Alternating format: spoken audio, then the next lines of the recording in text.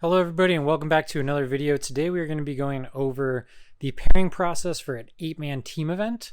If you are unfamiliar with what we are doing, we are part of the National Tabletop League, powered by the Army Painter. Huge shout outs to them. None of this would be possible without them. And if you are unfamiliar with team events, we'll kind of go over the gist of what that is.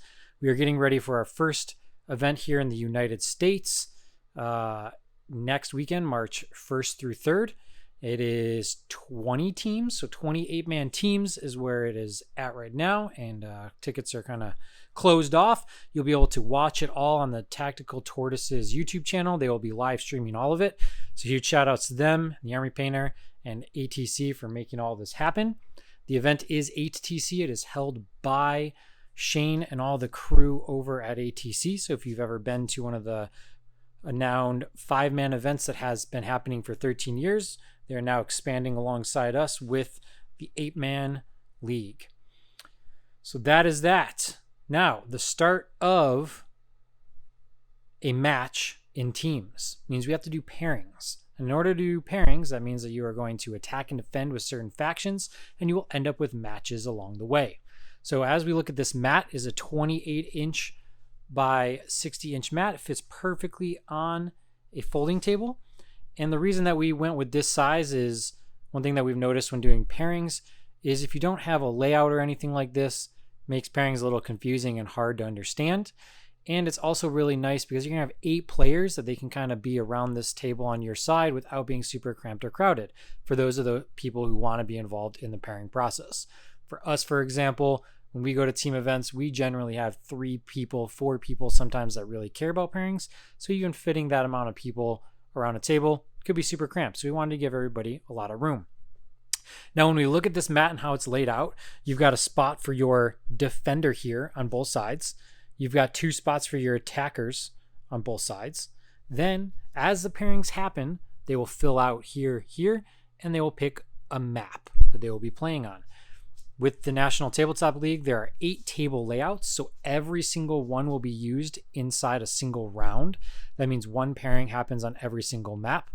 And the way that our maps are is we use the 4 GW layouts. We think that it's really good layouts to start with, and also for teams, they have found it proven very amazing. And then Art of War was kind enough to design 4 other mats for us, getting us to that 8 total. So everything uses the same footprint and layout and rules of the GW layout. So if you're in the US and you're used to playing at a lot of the Games Workshop open events or other events that use like terrain, this will be super easy for you to step into this type of format. So now when we look at the rules of how you go pairing a round, it all starts with a dice roll. The person who wins the dice roll is going to pick the first map. Really important there is if you pick the first map, you're basically deciding 5 out of the 8 matches. So it is a big advantage, and you get the first pick, and you're determining the last 2. So let's go through kind of how that works. Now, for all intents and purposes, let's just say we roll off. The side of the table that I'm on is going to have the first table pick, and the side on the other side is going to have the second table pick. So first thing we do, we're going to put our first defender down. The other player is also going to put their defender down. So there's our 2 defenders. All right, they're down. Let's flip them over, and let's see what we got here. So there's our first defenders. Now we get to discuss as a team, who do we want to attack? We're going to go through this kind of quick, just so it doesn't take 15 to 30 minutes to do all of this. So we're going to throw these cards down on both sides. Once those are down, those are your attackers.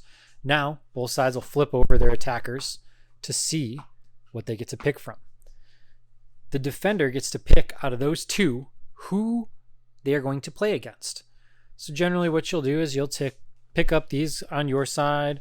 They'll pick these up on their side. We're not going to get too fancy right now because I don't have somebody helping me. We're going to look over these and we're going to say, oh, do we want this one? Do we want that one? We're going to decide. And then we're going to say, okay, we've decided that we're going to pick this one. You can have this card back. Then they're going to decide they want one. They're going to give us our other card back. So they've both decided who is going to attack into, who the defender is going to play into. So then we flip those over and we get our first matches. So because this side has first table pick, they will become our first pairing. Then they're going to pick a table. We've got these cards here for the tables. So they are our first pairing. They're playing Search and Destroy on table layout 8. Then the second pairing is going to come in here because that also happened. And the other side of the table is going to pick what they're going to play on. Boom, they're going to be playing Search and Destroy on table number 2. That's our first round of pairing. Now we're going to do the exact same thing over again. The biggest difference here is going to be that whoever gets table pick is going to flip sides. So now their side is going to have first table pick this round. My side is going to have second table pick. So we're going to do this exact same process, and we're just going to go through it really fast and not fancy. We're not even going to worry about flipping cards over or anything, just so we can get through this round. So you end up with that. It's all similar. We're going to choose between them. We're just going to say this is here, and then this is here. Okay, so they've got first table pick there, so their matchup goes first. Then our side has table pick here, so it ends up like that. Boom, we've gone through 4 pairings of the 8. Now, we have 4 cards left. This is a very pivotal part in the pairing process, and it gets a little tricky. So your decision here can lead to a lot of good things or a lot of bad things from our experience. So it all starts the normal dandy. We're going to put something down to defend with. And you'll see why these decisions are very, very important as you go through this. Now, we're going to attack on both sides with those cards. Okay, now we both have 1 card left. The 1 card that is left is going to find its way all the way down to the end of the table here. That's fall through pairing. So when you are making your decisions on this, who is going to be taking up each spot in here, it's very important because this fall through pairing could be really good for you, could be really bad for you. So just be very mindful of that as you're doing this. Now, all of this has happened. We can flip over all these cards. So let's flip it all over and see what we're working with. We know what this pairing is already, so we also have that in mind. So we know our last pairing, but we don't know what table they're playing on yet. That's something that's very important here. The table pick back over to me on this side of the table because as we walked through this, they had table pick, they had table pick, they had table pick, they had table pick. Now it carries over here, and we're going to have table pick here again.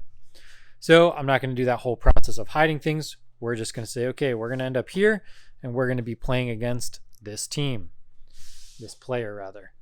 And we're going to be playing on this map, okay? Now it goes through whatever they ended up picking. They would get table pick. You also have to be mindful of whatever you're picking in this round because you'll notice that each of you end up with 1 more card.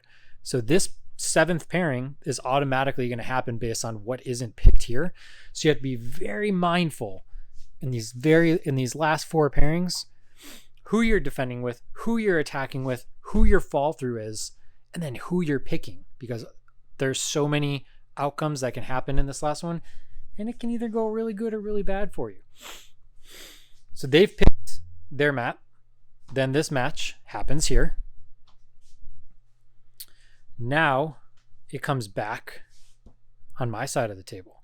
So now I get to pick here, which is also determining this last one. And so this is why I said you get to do 5 and not 4. Because if I pick that map, this map falls through there. So I'm also determining what they are playing on there. So if we look at this one more time, got 1 pick, got 2 picks, got 3 picks, got 4 picks, and then the fall through happens. But this is essentially deciding that as well. So you get all 5. So that's how the rounds end up. We have all 8 of our pairings. Now the players are able to go to their tables, which already has all of the terrain and everything set up on them, and they're able to get their game started. If you have any questions on this pairing process, let us know in the comment. Make sure to like, comment, and subscribe.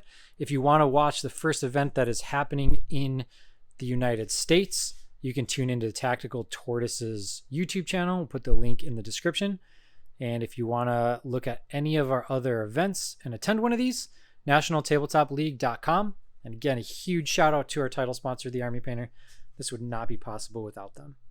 Thanks again, everybody, and we'll see you on the next one.